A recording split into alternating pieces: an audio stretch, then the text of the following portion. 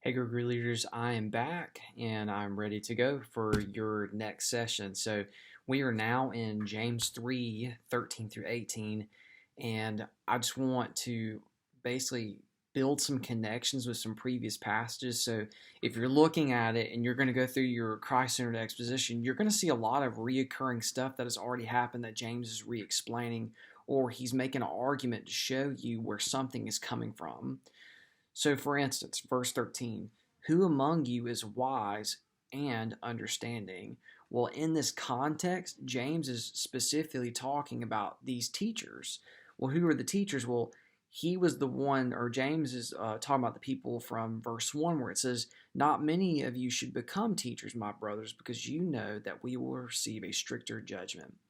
So, what you got to understand with the Bible, and what we have to understand is that this is a big letter, and so even though it's nicely divided in sections in your Bible, this is actually one cohesive unit. I'm just breaking it apart for students to help them understand a distinction of, okay, this is one train of thought, and now we're moving into another one.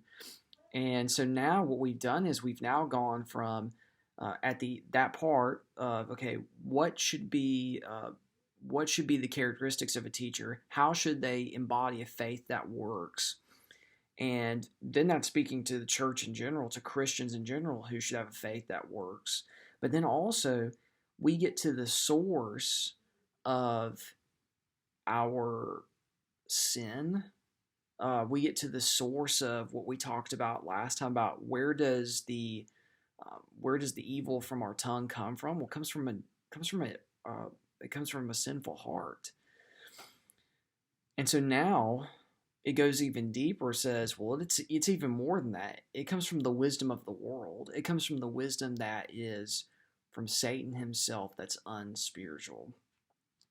So what you're going to see now is you're going to see comparisons being drawn. You're going to see how James has talked about a tongue that speaks with obedience, one that speaks with disobedience.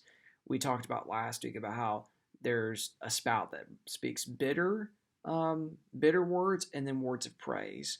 And now we're seeing where those sources come from, because now it's saying, okay, where do we get wisdom from? And that's the big question that every student wants to know. How can I have wisdom? Well, there's a lot of distinction in the Bible how we can gain wisdom. We can gain the wisdom of the world, and that is going to be something that's earthly, unspiritual, demonic, and it's going to entail all these different types of evils. But James really gets clear it's through jealousy and selfish ambition.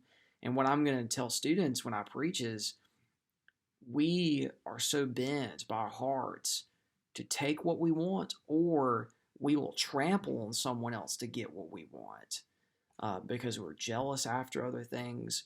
We envy other people's things, and we envy this stature and stance, just like how these teachers did. They wanted to be elevated, and that's the way our hearts, we want to be elevated.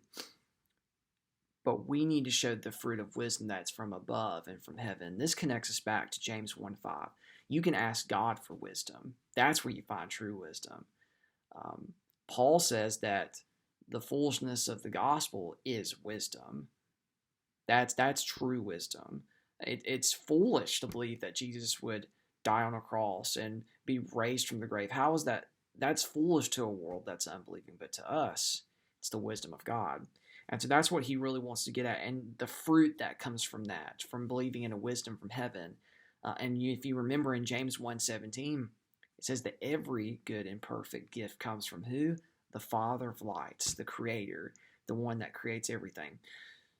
So when you're teaching your students and going through these questions again this week, remind them what it means to seek after worldly wisdom, and then what it means to seek after heavenly wisdom. Where are the sources? Well, one's from heaven, one's from hell.